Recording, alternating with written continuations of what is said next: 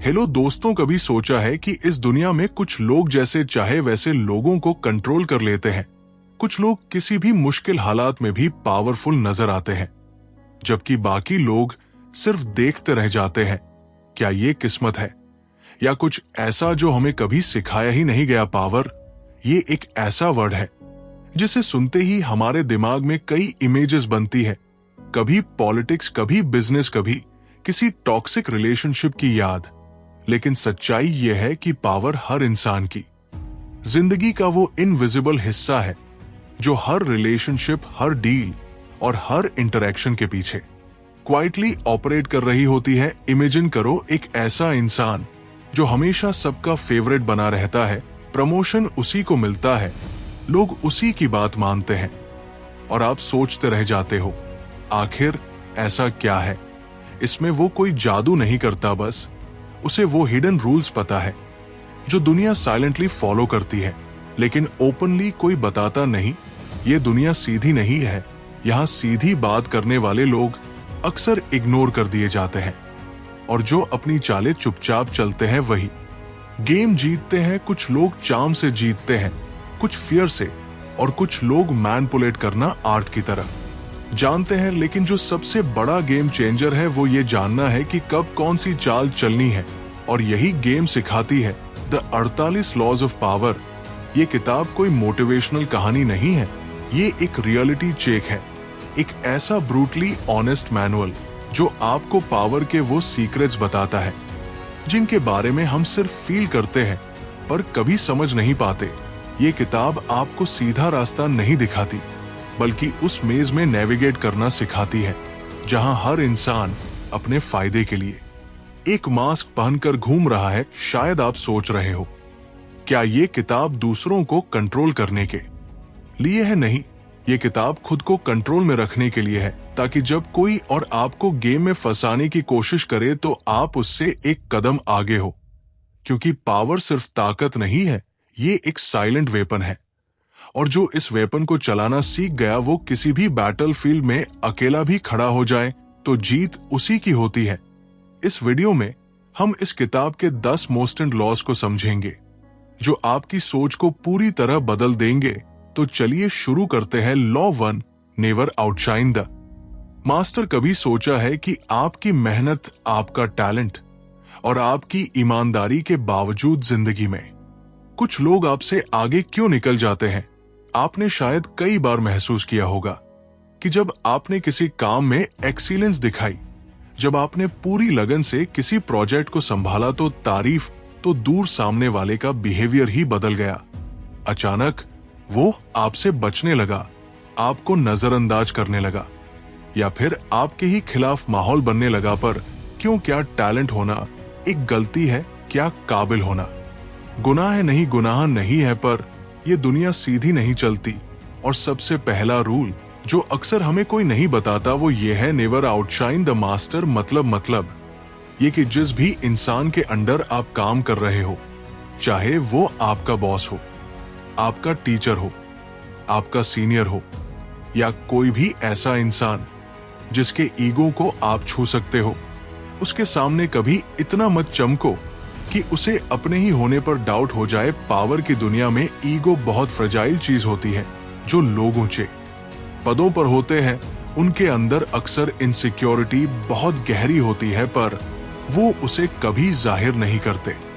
और जब आप उनके सामने अपनी ब्रिलियंस दिखाते हो तो वो इम्प्रेस नहीं होते, वो थ्रेटन महसूस करते हैं। इमेजिन करो एक कोर्ट रूम है, राजा बैठा है और दरबारियों की भीड़ जमा है। अब एक नया नौजवान आता है, इतना ज्यादा स्मार्ट, इतना चार्मिंग, इतना टैलेंटेड कि हर किसी की निगाह उसी पर टिक जाती है। राजा पहले मुस्कुराता है, फिर चुप हो जाता है, और धीरे धीरे उस नौजवान के लिए दरबार का माहौल बदलने लगता है। क्यों? क्योंकि स्पॉटलाइट अब राजा से हटकर उस पर चली गई थी। यही होता है जब आप अपने मास्टर से ज्यादा शाइन करने लगते हो। चाहे आपका इरादा प्योर हो, चाहे आप बस अच्छा काम करना चाहते हो, लेकिन अगर आपका टैलेंट सामने वाले की ईगो को हर्ट कर देता है तो आप गेम हार चुके होते हो। बिना कोई गलती किए इस लॉ का सच बड़ा कड़वा है, लेकिन उतना ही जरूरी क्योंकि जो लोग इमोशनली इंटेलिजेंट होते हैं वो जानते हैं कि कब अपनी लाइट डम करनी है और कब किसी और की ईगो को पॉलिश करना है। कभी कभी जिंदगी में आगे बढ़ने के लिए स्मार्ट होना काफी नहीं होता, आपको डिप्लोमेटिक भी बनना पड़ता है। आपको यह समझना पड़ता है कि किस समय पर कितना बोलना है, किसकी तारीफ करनी है और कब खुद को पीछे रखना है, ताकि लॉन्ग टर्म में आप गेम जीत सके। पावर की दुनिया में सर्वाइवल के अपने रूल्स होते हैं और ये पहला रूल एक इनविजिबल आर्मर की तरह काम करता है।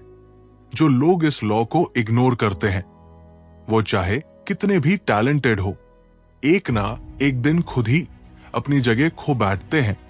तो अगली बार जब आप किसी इंपॉर्टेंट इंसान के सामने हो, अपने वर्ड्स, अपनी बॉडी लैंग्वेज और अपनी चमक को थोड़ा कंट्रोल में रखिए। याद रखिए, ब्रिलियंस दिखाने के लिए एक सही टाइम और सही जगह जरूरी होती है। और अगर आप ये समझ गए तो आपने पावर का पहला गेट पास हासिल कर लिया। Law to conceal your intentions. आप जब भी कोई प्लान बनाते हो, कोई बड़ा सपना देखते हो या किसी गोल की तरफ साइलेंटली बढ़ते हो, क्या आपको कभी ऐसा फील हुआ है कि दुनिया जैसे अचानक आपके रास्ते में रुकावट बन जाती है? लोग आपके खिलाफ बातें करने लगते हैं, चीजें उलझने लगती हैं और जो आप सोच रहे थे वो पूरा होने से पहले ही बिखर जाता है। कहीं ऐसा तो नहीं कि आपने अपनी इंटेंशंस जल्दी रिवील कर दी थी? इस दुनिया में सबसे ज्यादा डेंजरस चीज है खुलकर अपने इरादे जाहिर करना। Conceal your intentions. ये लॉ सिखाती है कि अपने असली प्लान्स और गोल्स को हमेशा पर्दे के पीछे रखना चाहिए। जैसे कोई जादूगर अपने ट्रिक्स को स्टेज पर दिखाता है, लेकिन असली राज हमेशा छुपा रहता है। जब लोग नहीं जानते कि आप क्या करने वाले हो, तब वो आपको रोक नहीं सकते। लेकिन जैसे ही आपने उन्हें बता दिया कि आप क्या सोच रहे हो, क्या करने जा रहे हो, कहां पहुंचना चाहते हो, तो समझो कि आपने अपने ही प्लान्स को ओपन बैटलफील्ड में उतार दिया। और इस दुनिया में जो चीज सामने होती है उस पर सबसे पहले वार होता है।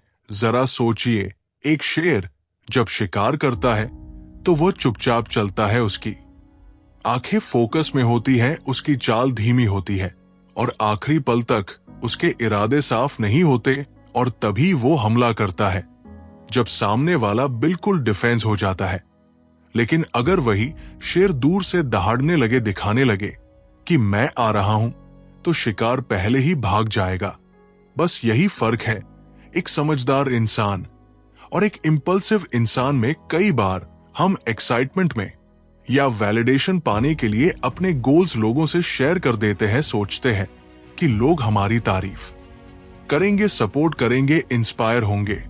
लेकिन असल में बहुत बार लोग जेलस हो जाते हैं, डर जाते हैं या फिर आपकी राह में सीक्रेटली कांटे बिछा देते हैं। पावर का खेल छुप कर खेला जाता है। जब आप किसी नेगोशिएशन में हो, किसी डील में हो या जिंदगी की किसी भी पावर गेम में हो, तो अपने कार्ड छुपाकर खेलिए। सामने वाले को सिर्फ उतना दिखाइए जितना दिखाना जरूरी हो और उतना सोचने दीजिए जितना आप चाहें। जब लोग कंफ्यूज होते हैं कि आप क्या सोच रहे हो, तब आप उनके दिमाग में कंट्रोल बना लेते हो और वहीं से शुरू होती है रियल पावर। ये दुनिया स्ट्रेटजी से चलती है, इमोशन से नहीं। और जो लोग अपने इरादे छुपाना सीख जाते हैं, वो धीरे धीरे दूसरों की चाल भी पढ़ने लगते हैं, उनकी बातों के पीछे का मीनिंग समझने लगते हैं, उनके एक्सप्रेशन के पीछे की असल सोच पकड़ने लगते हैं। और तब आप एक स्टेप नहीं 10 स्टेप्स आगे होते हो। इसलिए अगली बार जब कोई आपसे पूछे तेरा प्लान क्या है, तो मुस्कुराइए और कहिए देखते हैं। क्योंकि जो अपने इरादों का रहस्य बना लेता है, वो इस दुनिया का सबसे अनप्रेडिक्टेबल प्लेयर बन जाता है। और अनप्रेडिक्टेबल इंसान से बड़ा कोई थ्रेट नहीं होता।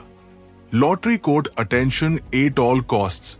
इस दुनिया में सबसे बड़ा अपराध क्या है? नहीं, ना चोरी, ना झूठ, ना धोखा। इस दुनिया में सबसे बड़ा, सबसे अनफॉरगिवेबल क्राइम है भुला दिया जाना। आप कितने अच्छे हैं, कितना हार्ड वर्क करते हैं, कितने ऑनेस्ट हैं। कुछ फर्क नहीं पड़ता अगर लोग आपको नोटिस ही नहीं करते इस दुनिया में वही लोग आगे बढ़ते हैं जिन्हें लोग देखते हैं, जिनकी बात होती है, जिनके नाम पर रिएक्शंस आते हैं। और इसीलिए पावर की दुनिया का एक खतरनाक लेकिन सच बताने वाला रूल कहता है, ऑल कॉस्ट, मतलब चाहे जो भी हो जाए लोगों की नजरों में बने रहो, अटेंशन लो, और अगर कोई ना दे तो किसी भी कीमत पर खुद को ऐसा बना दो कि लोग इग्नोर कर ही ना पाए।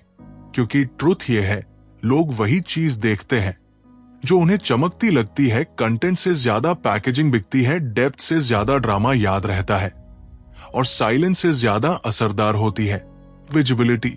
अब आप सोच सकते हो, क्या अटेंशन लेना गलत है? क्या शो ऑफ करना पड़ेगा? नहीं, ये शो ऑफ की बात नहीं है, ये स्ट्रेटजी की बात है। पावर हासिल करने के लिए आपको खुद को लोगों की निगाहों में रखना पड़ता है, पर स्मार्ट तरीके से, कभी मिस्ट्री बनाकर, कभी चार्म से, कभी कंट्रोवर्सी से। पर एक बात हमेशा याद रखो, भीड़ में खो जाना हार है। दुनिया में ऐसे लाखों टैलेंटेड लोग हैं जो गुमनाम रह गए, ना क्योंकि वो काबिल नहीं थे, बल्कि इसलिए क्योंकि उन्होंने खुद को छुपा लिया।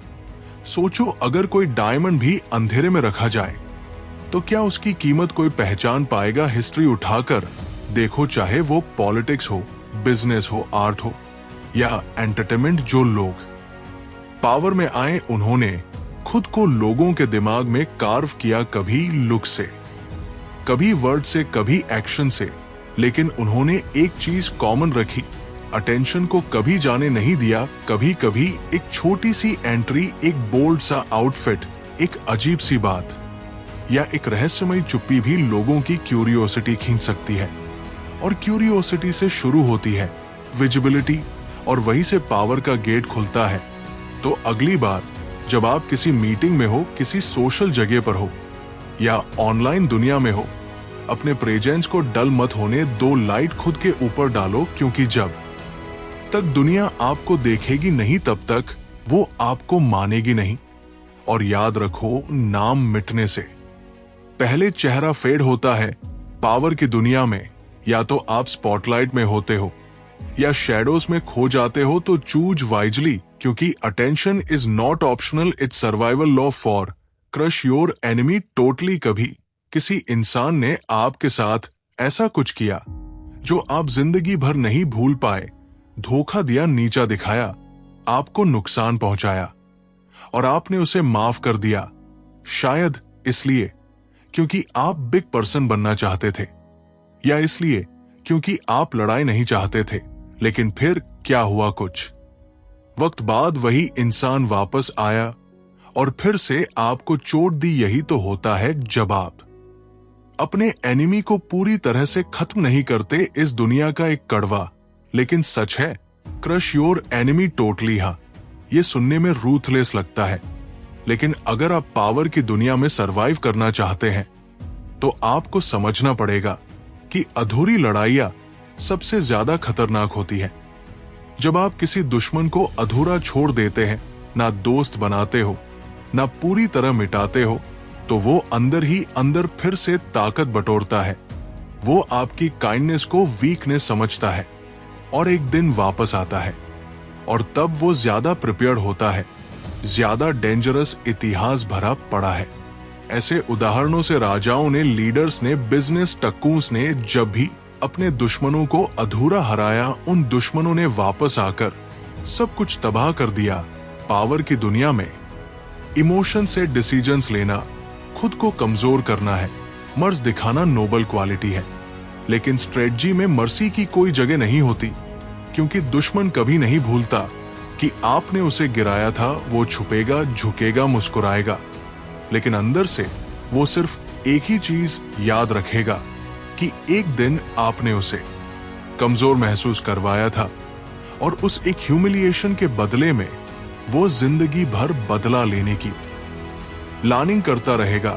इसलिए अगर आपको खुद को सुरक्षित रखना है, अपनी स्पेस प्रोटेक्ट करनी है, अपने सपनों को बचाना है, तो जब भी आप किसी एनिमी को हराएं, उसे इतना पूरी तरह से हरा दो कि वह दोबारा उठने की हिम्मत ना करे। उसे ऐसी हार दो कि वो आपकी तरफ देखने से भी डरे। उसके पास वापसी का कोई रास्ता कोई सपोर्ट, कोई होप ही ना बचे, ये रूल सिखाता है। पावर कंपैशन से नहीं, क्लैरिटी से आती है। कभी कभी खुद को बचाने के लिए आपको कठोर बनना पड़ता है, और अगर आप ये सोचकर किसी को छोड़ देते हो कि अब ये क्या कर लेगा, तो समझ लो कि अगला वार उसी का होगा। पावर का असली टेस्ट तब होता है जब आप अपने एनिमी को कंट्रोल नहीं खत्म करते हो। तो अगली बार जब कोई आपको नीचा दिखाए, आपके खिलाफ प्लॉटिंग करे, आपके रास्ते में कांटे बिछाए, याद रखना, अधूरी सज्जा दुश्मन के लिए नई शुरुआत होती है। और आप अगर वाकई अपनी शांति, अपनी ग्रोथ और अपनी जीत को बचाना चाहते हो, तो crush your enemy totally law. 5 use absence to increase respect and honour. क्या आपने कभी किसी इंसान की वैल्यू तब ज्यादा महसूस की जब वो आपकी जिंदगी से चला गया? जब वो सामने था तो शायद आपने उसकी बातों को, उसकी प्रेजेंस को टेकन फॉर ग्रांटेड लिया, लेकिन जब वो दूर हुआ, अचानक उसकी अहमियत हर पल महसूस होने लगी। यही इंसानी फितरत है। जो चीज हमेशा सामने हो वो नजरअंदाज हो जाती है, और जो चीज अचानक रेयर बन जाए उसकी वैल्यू आसमान छू जाती है। पावर की दुनिया में यही प्रिंसिपल काम करता है। Use absence to increase respect and honour, मतलब हमेशा अवेलेबल मत रहो।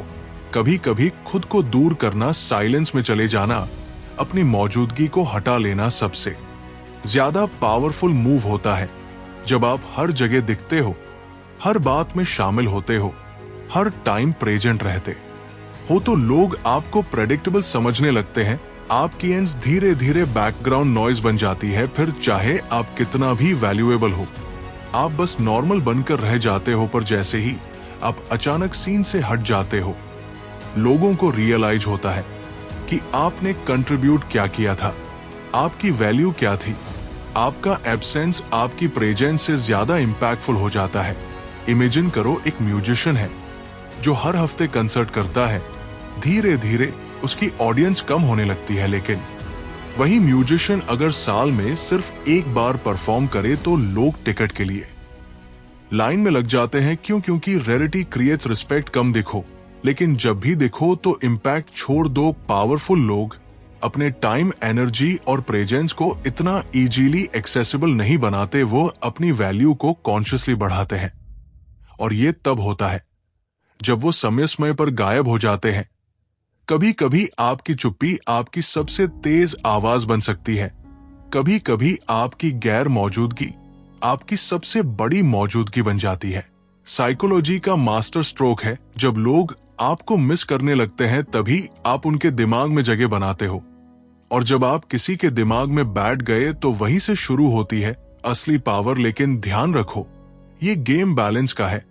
अगर आप ज्यादा देर तक गायब रहो तो लोग भूल भी सकते हैं, पर अगर सही समय पर सही तरीके से अपनी एब्सेंस को प्ले किया जाए तो आप लोगों के रिस्पेक्ट और ऑनर को कई गुना बढ़ा सकते हो। तो अगली बार जब लगे कि लोग आपको हल्के में लेने लगे है, जब लगे कि आपकी बातों को सीरियस नहीं लिया जा रहा, खुद को पीछे खींच लो। खुद को इतना आम मत बनाओ कि लोग आपकी एंस को महसूस ही ना करें, क्योंकि जब आप रह कर डिस्पियर होते हो तभी लोग आपके वापस आने का इंतजार करते हैं। और इंतजार पावर की सबसे सच्ची निशानी है। Law 6 discover each man's thumbscrew. हर इंसान के पास एक कमजोरी होती है, कोई दर्द, कोई डर, कोई ऐसा जख्म जिसे वह दुनिया से छुपा कर रखता है। बाहर से वो चाहे जितना भी स्ट्रांग लगे, कॉन्फिडेंट हो या पावरफुल दिखे, अंदर कहीं ना कहीं कुछ ऐसा होता है जो उसे तोड़ सकता है। पावर की दुनिया में इसी को कहते हैं thumb screw discover each man's thumb screw. यानी अगर आप किसी इंसान की असली कमजोरी जान जाते हो तो आप उसके ऊपर इनविजिबल कंट्रोल बना सकते हो।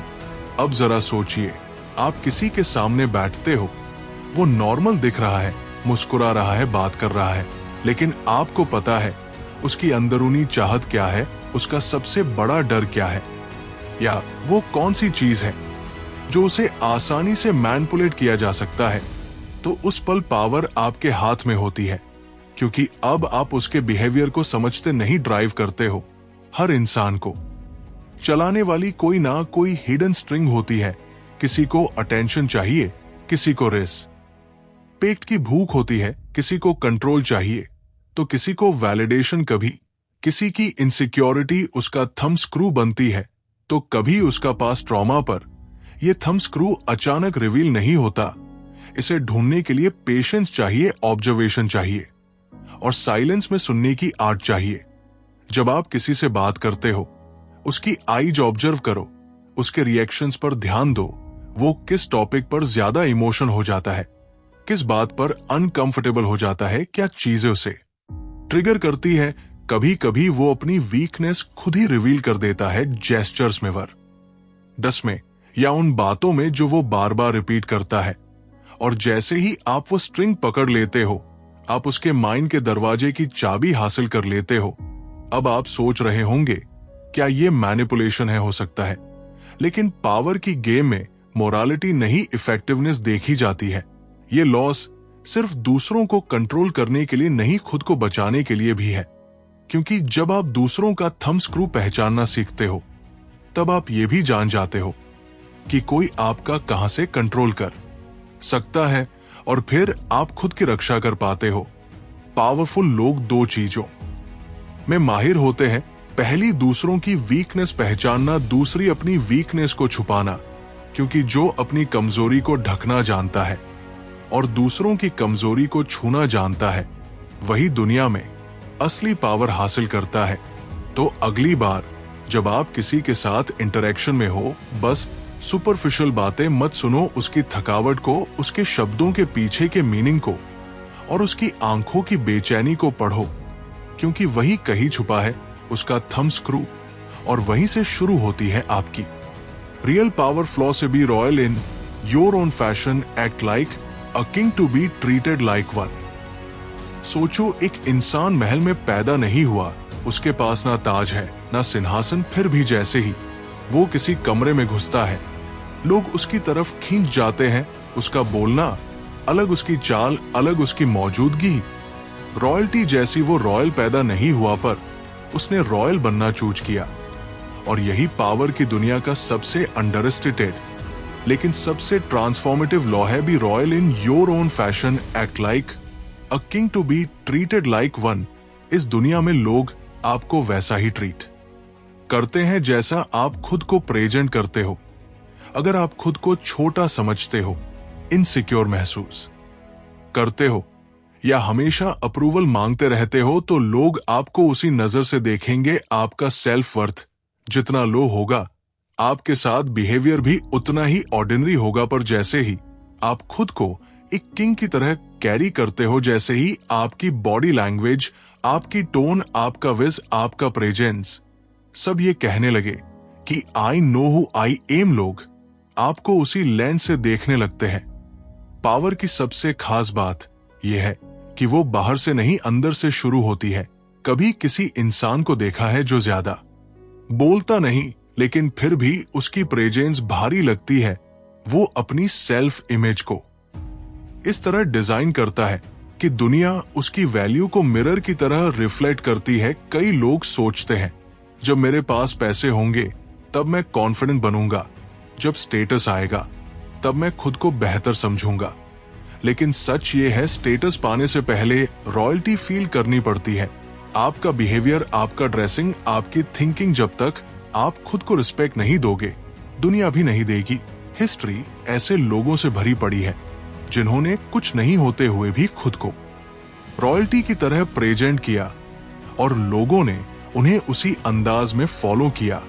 क्योंकि पावर कभी मांगने से नहीं मिलती, पावर ली जाती है अपने वाइब से, अपने एटीट्यूड से।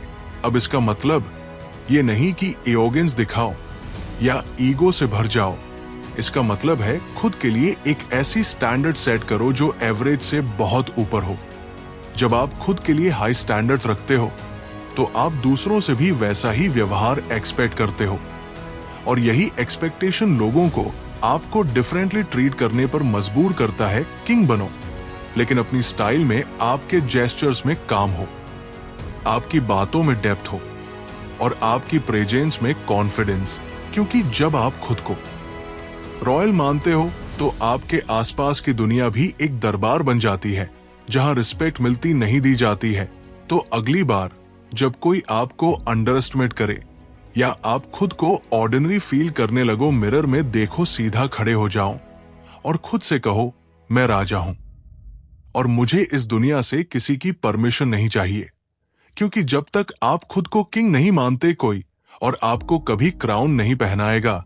Law it master the art of timing कभी सोचा है क्यों कुछ लोग बिना ज्यादा मेहनत के भी बड़ी जीत हासिल कर लेते हैं और वही कुछ लोग जी जान लगाकर भी सिर्फ इंतजार करते रह जाते हैं? क्योंकि फर्क स्किल या मेहनत में नहीं होता, फर्क टाइमिंग में होता है।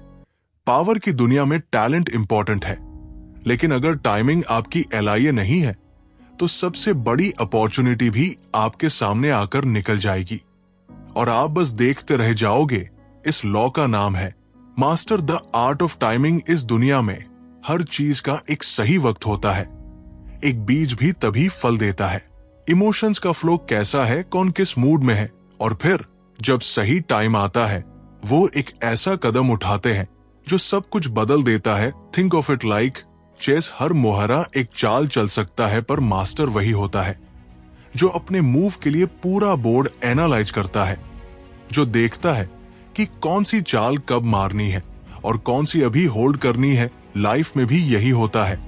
कुछ लोग हर मौके पर जंप कर जाते हैं और बर्न आउट हो जाते हैं, जबकि कुछ लोग चुपचाप बैठकर सही टाइम का इंतजार करते हैं और जब वक्त आता है वो सीन ही बदल देते हैं। Power is not in doing everything, power is in doing the right thing at the right time. लेकिन एक बात याद रखना, टाइमिंग को मास्टर करने का मतलब ये नहीं कि आप हमेशा वेट ही करते रहो। इसका मतलब है आप इतने अवेयर हो जाओ कि आपको समझ आ जाए कि कब एक्शन लेना है और कब पेशेंस रखनी है। अक्सर लोग यही गलती करते हैं, या तो वो जल्दीबाजी में डिसीजन लेते हैं या फिर इतना लेट हो जाते हैं कि मौका चला जाता है। पर जो इंसान वक्त की धड़कनों को सुनना सीख जाता है वो हर डिफीट को भी विक्ट्री में बदल सकता है। तो आज से एक नई सोच के साथ जीना शुरू करो। हर डिसीजन से पहले खुद से सिर्फ एक सवाल पूछो, is this the right time? और जब जवाब दिल से मिले तब पूरा कदम भरोसे से बढ़ाओ, क्योंकि टाइमिंग सिर्फ एक डिटेल नहीं है। Timing is the game law. न डिस्पाइज द फ्री लंच। कभी किसी ने आपको कुछ फ्री में दिया है बिना मांगे, बिना किसी रीजन के, शुरुआत में अच्छा लगता है ना, एकदम वाओ क्या किस्मत है जैसा फील होता है। लेकिन रुकिए, यही से शुरू होती है पावर की सबसे छुपी हुई चाल। क्योंकि इस दुनिया में कुछ भी फ्री नहीं होता। जो चीज आपको बिना कीमत दिए मिलती है उसमें अक्सर कोई हिडन कॉस्ट छुपा होता है, चाहे वो गिल्ट हो, कंट्रोल हो या फिर आपकी सेल्फ रिस्पेक्ट की छोटी सी कुर्बानी। चैप्टर 4 कहता है डिस्पाइज द फ्री लंच, यानी अगर आपको कोई चीज मुफ्त में मिल रही है तो उस पर शक करो, क्योंकि फ्री की चीजें सिर्फ बाहर से शाइनी लगती है, अंदर से वो आपकी पावर को खा जाती है। पावरफुल लोग कभी फ्री फेवर पर डिपेंड नहीं करते, वो गिव एंड टेक की साइकोलॉजी को समझते हैं। क्योंकि अगर आप बार बार फ्री चीजें एक्सेप्ट करते हो तो सामने वाला धीरे धीरे आप पर क्लेम जमा लेता है। शुरू में वह आपको छोटा सा गिफ्ट देगा, फिर धीरे धीरे वो एक सपेक करेगा कि आप उसके हिसाब से सोचो, चलो एक्ट करो। और आप सोचोगे मैंने तो बस हेल्प ली थी, लेकिन असल में आपने अपनी इंडिपेंडेंस की पहली ईंट वही गिरा दी थी। पावर लेने से नहीं आती, पावर देने से आती है। जब आप खुद अपने रिसोर्सेज पर निर्भर होते हो, जब आप अपनी कीमत जानते हो, तभी आप अपनी रिस्पेक्ट बनाए रखते हो। अब ये जरूरी नहीं कि हर फ्री चीज ट्रैप हो, पर जब आप आदत बना लेते हो हर चीज बिना कॉस्ट लेने की, तो आप खुद को मजबूरियों की इनविजिबल चेन में बांध देते हो। पावरफुल लोग हमेशा पे करते हैं, कभी पैसों से, कभी फेवर से, कभी टाइम से, क्योंकि उन्हें पता है पेमेंट इक्वल्स फ्रीडम, और जहां फ्रीडम होती है वही रियल पावर होती है। एक और लेयर है इस लॉ की, जब आप किसी को कुछ फ्री में देते हो तो वो उसकी वैल्यू को कम समझता है, पर जब वही चीज किसी ने एफर्ट या कॉस्ट देकर पाई होती है वो उसे रिस्पेक्ट करता है, ट्रेजर करता है। तो चाहे आप खुद कुछ ले रहे हो या दूसरों को दे रहे हो, फ्री चीजें सिर्फ मोमेंटरी डिलाइट देती है पर लॉन्ग टर्म में आपके ऊपर बोझ बन जाती है। इसलिए अगर आपको पावर चाहिए तो हमेशा अपनी कीमत जानो, चाहे पैसे की बात हो, टाइम की या आपकी एनर्जी की। कुछ भी फालतू में मत दो और ना लो, क्योंकि जो फ्री है वो सबसे महंगा साबित हो सकता है। और इस दुनिया में सबसे ज्यादा पावर उसी के पास होती है जो ये बोल्डनेस रखता है कि मैं फ्री लंच नहीं खाता, मैं अपनी वैल्यू खुद सेट करता हूं। Law 10 assume formlessness. एक आखिरी सवाल, अगर इस दुनिया में कुछ भी परमानेंट नहीं है तो किस चीज में अपनी पहचान छुपा लेना सबसे सेफ है? आंसर किसी भी चीज में नहीं। इस बुक की आखिरी और सबसे पावरफुल सीख है अस्यूम फॉर्मलेसनेस, यानी बिना रूप के बन जाओ। क्योंकि जिस चीज का कोई डेफिनेट फॉर्म होता है वो आसानी से टूट सकती है, मारी जा सकती है और टारगेट बन सकती है। तुम एक ग्लास बनो तो फोड़ा जा सकता है, तुम एक दीवार बनो तो गिराया जा सकता है, पर अगर तुम हवा बन जाओ तो तुम्हें कोई छू भी नहीं सकता। पावर की दुनिया में सबसे बड़ी गलती ये होती है कि इंसान खुद को एक फिक्स्ड आइडेंटिटी में बांध लेता है। मैं ऐसा हूं, मुझे तो बस यही आता है, मैं कभी नहीं बदलता। ये शब्द नहीं ताबूत है, क्योंकि इस दुनिया में जीतने वाले लोग रिजिड नहीं होते, वो लिक्विड होते हैं। वो हर परिस्थिति के साथ अपना रूप बदलते हैं। वो हर मुश्किल को ऑब्जर्व करते हैं, अडॉप्ट करते हैं और साइलेंट स्ट्राइक करते हैं। अस्यूम फॉर्मलेसनेस का मतलब है अपने ईगो को डिसॉल्व कर देना, अपने कंफर्ट जोन को छोड़ देना और अपनी पावर को फ्लूइड बना लेना। अगर आप प्रेडिक्टेबल हो तो आप वनरेबल हो। लोग जान जाते हैं कि आप क्या सोचोगे, क्या करोगे, और वहीं से आपकी पावर वीक होने लगती है। पर जैसे ही आप बदलने लगते हो, इवॉल्व करने लगते हो, लोग कंफ्यूज हो जाते हैं, डरने लगते हैं और उसी फियर में आपके सामने झुकने लगते हैं। फॉर्मलेसनेस का मतलब ये नहीं कि आप आइडेंटिटी लूज कर दो, इसका मतलब है आप अपनी आइडेंटिटी को उस तरह इस्तेमाल करो जैसे कोई आर्टिस्ट कैनवस पर पेंट करता है। हर बार नया रंग, नया फॉर्म और हर बार कुछ अनप्रेडिक्टेबल। तभी तो पानी सबसे ताकतवर है, क्योंकि वो हर रूप ले सकता है। बर्फ बन जाए तो काट सकता है, भाप बन जाए तो गायब हो सकता है, और बहते पानी को कोई शेप नहीं दे सकता। जो शेपलेस है वो एजलेस है, जो फॉर्मलेस है वो फियरलेस है। तो अब जब आप पावर की इस आखिरी लॉ तक पहुंच गए हो तो एक वादा खुद से करो कि आज के बाद आप कभी खुद को किसी एक डेफिनेशन, एक लेबल या एक आइडेंटिटी में कैद नहीं करोगे। आप एक मिशन बन जाओगे जो हर दिन इवॉल्व हो रहा है, हर सिचुएशन में नए तरीके से सोच रहा है और हर बार अपने दुश्मनों को सरप्राइज कर रहा है। क्योंकि दुनिया उन्हीं से डरती है जिन्हें वो समझ नहीं पाती। So never be rigid, never be define, be formless, be power. तो दोस्तों, इन 10 लॉस ने तुम्हें हर तरह की ह्यूमन साइकोलॉजी का चेहरा दिखा दिया है। Ego, manipulation, patience, silence, timing, detachment, हर चीज अब बारी है तुम्हारी। तुम क्या करोगे इन लॉस के साथ? क्या तुम इन्हें दूसरों को कंट्रोल करने के लिए इस्तेमाल करोगे या खुद को ब्रेक होने से बचाने के लिए? जो भी हो, याद रखना, power is never given, it is always taken. अगर ये सीरीज तुम्हें पावरफुल फील करवा पाई है, अगर कहीं ना कहीं तुम्हारी सोच को झशोरा है, तो अब वक्त है इसे दूसरों के साथ भी शेयर करने का। कमेंट्स में बताओ कौन सी लॉ ने तुम्हें सबसे ज्यादा इंपैक्ट किया। और अगर तुम चाहते हो कि हम अगली किताब पर इसी तरह गहराई से काम करें, तो बस एक लाइक, एक सब्सक्राइब और एक बेल आइकॉन क्लिक कर दो।